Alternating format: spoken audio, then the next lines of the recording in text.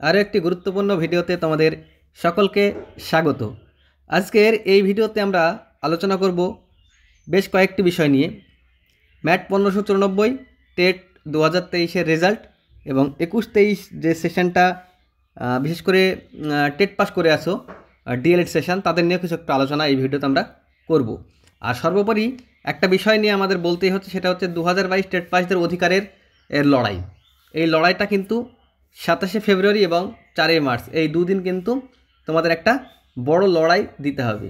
2022 ঐকমঞ্চের ডাকে এই লড়াইয়ের ডেটগুলো করা হয়েছে।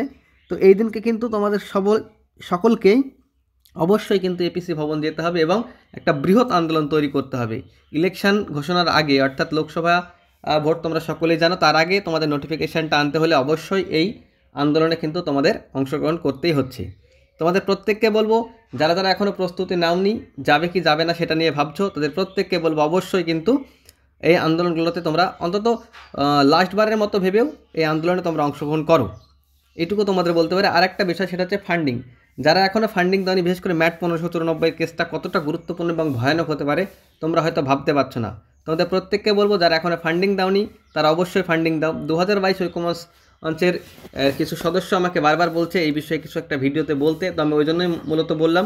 তোমাদের প্রত্যেককে বলবো, এটা কিন্তু 2022 ঐকমঞ্চের একার দায় না, এটা কিন্তু তোমাদের সকলের দায়। তোমরা অবশ্যই মিছিলে অংশগ্রহণ করো এবং ম্যাট 1594-কে আটকাতে অবশ্যই ফান্ডিংটা দাও। তো চলো আমরা এবারে মূল ভিডিওতে প্রবেশ করি। এবং তার আগে আরেকটা কথা বলি, যারা আমার চ্যানেলে নতুন তারা অবশ্যই চ্যানেলটিকে সাবস্ক্রাইব করে দিয়ে পাশে থেকো। আগামী দিন কিন্তু 2022 TET related, recruitment related, notification related সমস্ত আপডেট কিন্তু তোমরা এই চ্যানেলে পেয়ে যাবে। তো চলো ভিডিওটা শুরু করা যাক। দেখো, প্রথম আমরা যদি ম্যাট 1594 নিয়ে আলোচনা করি, তোমরা সকলেই জানো ম্যাট 1594টা কি। 2014 সালের টেটের 6টা প্রশ্ন ভুল ছিল, সেই প্রশ্ন ভুলের মামলা কিন্তু ইতিমধ্যে সুপ্রিম কোর্টে গড়িয়েছে। বর্তমানে সেই মামলা কিন্তু, অর্থাৎ প্রশ্ন ভুল মামলা থেকে যে রেজাল্ট পাবলিশের কথা, সেটা কিন্তু স্টে আছে সুপ্রিম কোর্টে। অর্থাৎ সুপ্রিম কোর্টে যদি স্টেটা যতদিন থাকবে ততই কিন্তু 2022 টেট পাসদের জন্য ভালো। যদি সেই স্টেটা উঠে যায় এবং রেজাল্ট পাবলিশ করতে বলা হয়, সেক্ষেত্রে কিন্তু 2022-এর টেট পাসের সঙ্গে আগামী যে রিক্রুটমেন্ট হবে, সেই রিক্রুটমেন্টে কিন্তু তারা অংশগ্রহণ করবে এবং কম্পিটিশন কিন্তু হাই হয়ে যাবে। 2022 টেট পাসটা আজকে যে ভালো জায়গায় আছে, সেফ জায়গায় আছে, সেই সেফ জায়গায় কিন্তু থাকবে না। তার মানে তোমরা সকলেই বুঝতে পারছো ম্যাট 1594টা আটকানো কতটা গুরুত্বপূর্ণ। তার জন্য তোমাদের বারবার বলছি, ফান্ডিংটা দাও। টাকার অভাবে যেন কোনোভাবে ম্যাট 1594 কেসটাতে কোনো রকম ঘাটতি না থাকে এবং স্টে যাতে কোনোভাবে না ওঠে, সে চিন্তা কিন্তু অবশ্যই তোমাদেরকে করতে হবে। তো তোমরা যারা এখনও ফান্ডিং দাও তারা কিন্তু ফান্ডিং দিতে পারো। ম্যাট 1594 রেজাল্ট একবার পাবলিশ হয়ে গেলে কত লাখ পাস করবে তার কোনো কিন্তু গ্যারান্টি দেওয়া যাচ্ছে না। তোমরা সকলে দেখেছো 1 নাম্বার কমিয়ে দেওয়া হয়েছে রিজার্ভেশন ক্যাটাগরিতে। তাহলে কিন্তু 2014 সালে রেজাল্ট পাবলিশ করা হয়েছিল, সেক্ষেত্রে 7000 ক্যান্ডিডেট কিন্তু নতুন করে পাস করেছে। তাহলে যেখানে 6 নম্বর যদি বাড়িয়ে দেওয়া হয়, কত ক্যান্ডিডেট পাস করতে পারে তুমি এটা একবার চিন্তা করো। রিজার্ভেশন ক্যাটাগরিতে তো আরও বেশি পাস করবে, জেনারেল ক্যাটাগরিরও কিন্তু পাস করবে। তো যাই হোক, ম্যাট 1594 সম্পর্কে তোমরা সকলেই অবগত। তোমাদেরকে আবারও বলবো, ফান্ডিং দাও। ফান্ডিং ছাড়া কিন্তু আর কোনো রাস্তা নেই। স্টে কন্টিনিউ করতে পারলে তবেই কিন্তু 2022-এর জন্য রিলিফ, না হলে কিন্তু কোনোভাবেই 2022টা কিন্তু ভালো জায়গাতে নেই বা আগামী দিনেও থাকবে না। তারপরে আবারও কি আছে, টেট 23-এর রেজাল্ট। দেখো, টেট 23-এর রেজাল্টটা কিন্তু আশা করি দেরি করবে, পর্ষদ ইচ্ছাকৃত দেরি করছে। আমরা দেখেছিলাম 2022 রেজাল্ট কত তাড়াতাড়ি দিয়েছিল, কিন্তু 2023-এর রেজাল্ট যখন পাবলিশ করছে না, আশা করা যায় 2022-এর নোটিফিকেশানের পরেই পাবলিশ করবে।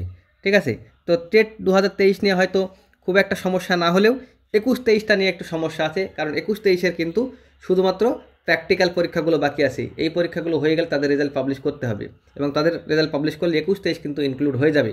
তার মানে নোটিফিকেশানটা যদি তুমি আগে নিয়ে আসতে পারো, সেক্ষেত্রে 21-23 কিন্তু কোনোভাবেই অংশগ্রহণ করতে পারবে না এই রিক্রুটমেন্টে। আর নোটিফিকেশন যত দেরি হবে, 21-23-এর কিন্তু সম্ভাবনা ততই বেড়ে যাবে। আর তাছাড়া সুপ্রিম কোর্টে একটা মামলা আছে 2022-এর মামলা, 21-23-এর মামলা মোটামুটি একই ম্যাটার। হ্যাঁ, তো 2022 যদি জিতে যায়, সেক্ষেত্রে 21-23 কিন্তু ইনক্লুড হয়ে যাবে।